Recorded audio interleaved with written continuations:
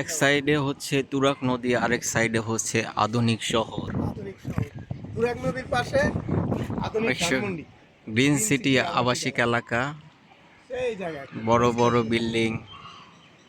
বড় মানে উঁচু ভবন, skyscraper. High rise building.